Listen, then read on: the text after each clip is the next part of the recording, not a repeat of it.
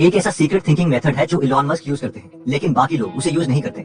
इसलिए Elon completely different fields में successful रहे हैं। यहाँ पर लोगों से एक कंपनी नहीं खुलती और ये एकदम अनकन्वेंशनल आइडियाज में भी सक्सेसफुल रहे हैं। तो क्या आप जानना चाहते हैं कि वो सीक्रेट थिंकिंग मेथड क्या है? वो है think using first principles. You're trained to think about first principles and did that sort of a first principles analysis of a rock. Just broke down the materials. It's good to think in terms of the physics approach of first principles and did a first principles analysis of what would be most optimal. It's important to reason from first principles rather than by analogy. Exactly.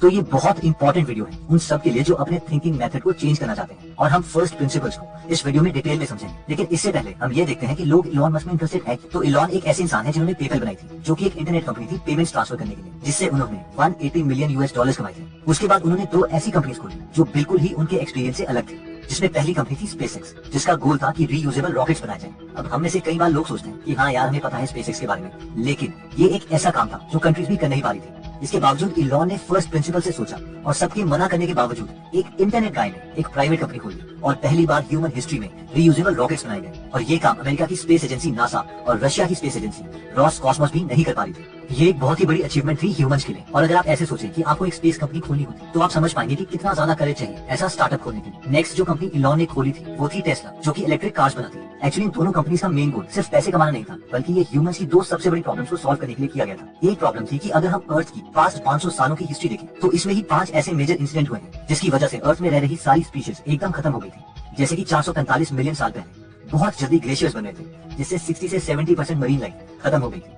जिसे हम ऑर्डोविशन extinction बोलते हैं। Recently 66 million साल पहले asteroid धरती से टकराया था, जिसकी वजह से सारे डायनासोर्स एकदम खत्म हो गए थे, जिसे हम क्रिटेशियस एक्सटिंक्शन भी बोलते हैं। जिसके बाद ही हम इंसान होमो सेपियंस इस धरती पर आए। अब ये सोचना कि यार 6th एक्सटिंक्शन नहीं होगी और हम इंसानों को कुछ नहीं होगा, ये बेवकूफी है। इलॉन के अकॉर्डिंग ह्यूमंस को मल्टी प्लैनेटरी होना ही पड़ेगा, और इसी गोल से उन्होंने स्पेसएक्स खोली थी ताकि हम कम से कम मार्स में जा सके। अब हम में से कई लोगों को लगता है कि अगर कल को ये टेक्नोलॉजी बन भी गई तो भी मैं तो स्पेसएक्स में नहीं जाऊंगा, क्योंकि ये तो बहुत रिस्की है। लेकिन ह्यूमंस की हर इन्वेंशन ही रिस्की लगती है। इवन अगर हम एयरप्लेन्स को ले लें तो एयरप्लेन में उड़ना भी बहुत रिस्की है। हमें क्या पता कल को कोई टेक्निकल प्रॉब्लम आ जाए और प्लेन क्रैश कर जाए। इलॉन को दूसरी सबसे बड़ी प्रॉब्लम लग रही थी फॉसिल फ्यूल्स।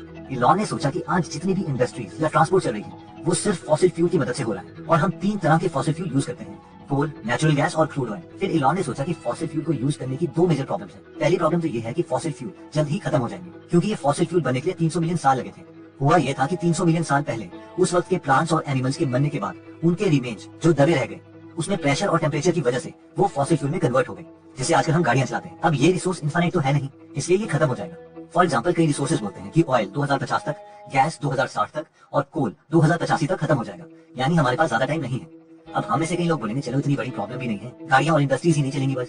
मगर एक और प्रॉब्लम है जिसके लिए इलॉन ने टेस्ला कंपनी खोली थी। वो ये है कि जब जब हम फॉसिल फ्यूल्स यानी ऑयल या कोल को जलाते हैं उससे CO2 निकलता है, कार्बन डाइऑक्साइड, और अगर CO2 बढ़ेगा तो टेम्परेचर बढ़ेगा, और अगर टेम्परेचर 6 से 10 डिग्री सेल्सियस भी बढ़ जाता है तो ओशियन का लेवल 200 मीटर तक बढ़ सकता है। और अगर अर्थ का टेम्परेचर 58 डिग्री सेल्सियस तक हो गया तो अर्थ की मैक्सिमम फसल और जानवर खत्म हो जाएंगे। इन शॉर्ट लाइफ खत्म होना शुरू हो जाएगी। अब लाल फरारी के जो सपने हम देखते हैं उसमें डलना तो फॉसिल फ्यूल ही है, और फॉसिल फ्यूल का रिजल्ट ये है। हम इस केस में बिल्कुल कुत्तों की तरह बिहेव कर रहे हैं, जिनके सामने अगर बहुत सारा खाना रखा जाए तो वो उसे तब तक खाते रहेंगे जब तक वो मर ना जाए। और क्या हम फॉसिल फ्यूल्स को भी तब तक यूज करते रहेंगे जब तक हम ह्यूमंस एकदम खत्म ना हो जाए? कई लोग सोचते हैं कि यार टेक्नोलॉजी बढ़ेगी तो ये प्रॉब्लम भी सॉल्व हो जाएगी, लेकिन इलॉन का कहना है कि ऐसा नहीं होता। टेक्नोलॉजी किसी ऑर्गेनिज्म की तरह अपने आप नहीं बढ़ती। बहुत से मोस्ट इंटेलिजेंट लोग बहुत ज्यादा मेहनत करते हैं किसी एक प्रॉब्लम को सॉल्व करने के लिए, और तब जाके कुछ इंप्रूवमेंट्स होती है। तो इलॉन ने सोचा कि हम जल्दी ही किसी और रिसोर्स से एनर्जी लें, और इसका पहला सोल्यूशन था इलेक्ट्रिक कार, कि हम फॉसिल फ्यूल्स के बजाय इलेक्ट्रिसिटी से कार चलाएं और उसे चार्ज करें सोलर पैनल्स की मदद से, जो कि एकदम क्लीन एनर्जी है। अब सबसे इंटरेस्टिंग बात यह है कि मैक्सिमम कार कंपनीज टेस्ला से पहले इलेक्ट्रिक कार्स नहीं बना रही थी। उन्हें क्या था, सब पेट्रोल वाली गाड़ियां खरीद रहे हैं, इनोवेशन में पैसा बर्बाद क्यों करें? लेकिन टेस्ला की सक्सेस के बाद BMW, Nissan, Chevrolet, Ford, Volkswagen सब इलेक्ट्रिक कार्स बनाने लगे। और ये इसलिए हुआ क्योंकि इलॉन को दुनिया को चेंज करना है, ना कि सिर्फ बिजनेस करना। जब एक बार इलॉन से पूछा गया कि उनका बिजनेस प्लान क्या है तो उन्होंने कहा मेरा कोई बिजनेस प्लान नहीं है। How does the business plan work? I don't have a business plan. इतना ही नहीं, इलॉन इतना ज्यादा हार्ड वर्क करते हैं कि कई बार रात को वो अपनी कंपनी के एक पतले से काउच में सो जाते हैं या फिर नीचे फ्लोर में, और ये इंसान एक बिलियनर है। Because the couch is too narrow. Yeah, I was gonna say. And Elon, I have to say, it's not even a comfortable couch either. No, it's terrible. This is not a good couch. Main सवाल आता है कि क्योंकि Elon Musk बहुत hard working है, क्या इसलिए वो इतने बड़े आइडियाज को एग्जीक्यूट कर सकते हैं? तो इसका आंसर है नहीं। अगर ऐसा होता तो दुनिया में बहुत इलॉन मस्क होते। डिफरेंस है उनके सोचने के पैटर्न में, जो वो खुद एक्सेप्ट करते हैं। वो कहते हैं कि वो फर्स्ट प्रिंसिपल्स को यूज करते हैं सोचने के लिए। अब देखते हैं कि ये फर्स्ट प्रिंसिपल से सोचा कैसे जाता है। हम इंसान 2 तरीके से सोचते हैं, एनालॉजी या फर्स्ट प्रिंसिपल। इन शॉर्ट, जब हम एनालॉजी से सोचते हैं तो हम जो ऑलरेडी आइडिया एग्जिस्ट करता है या जो हमारे एक्सपीरियंसेस हैं हम उनसे नए कंक्लूजन बनाते हैं। जैसे कि मान लीजिए आप इंग्लिश स्पीकिंग में अच्छा होना चाहते हैं, लेकिन बचपन से आप हिंदी मीडियम स्कूल में पढ़े, इसलिए आप दो तरीके से सोच सकते हैं। पहला है एनालॉजी, यानी अपने पास्ट एक्सपीरियंस से आप सोचोगे यार मेरे कितने सारे फ्रेंड्स थे जो मेरी तरह हिंदी स्कूल में पढ़े थे, उन्होंने इंग्लिश स्पीकिंग सीखने के लिए कोर्सेज भी किए, लेकिन हुआ क्या, वो नहीं सीख पाए। इसका एक ही मतलब है कि लैंग्वेज जो बचपन में सीख गया वो सीख गया, बड़े होकर नहीं सीख सकता। लेकिन अगर हम फर्स्ट प्रिंसिपल से सोचते हैं तो हम कुछ ऐसा बोल सकते हैं, इंग्लिश हो या हिंदी, दोनों लैंग्वेजेस हैं जिसमें अलग अलग टाइप की आवाजें निकालनी पड़ती हैं। क्या मैं तोतला हूँ या नहीं, इसका मतलब है कि मैं किसी भी तरीके की आवाज निकाल सकता हूँ। और अगर ये सच है तो इसका मतलब है इंग्लिश हो या स्पेनिश, मैं कोई भी लैंग्वेज सीख सकता हूँ,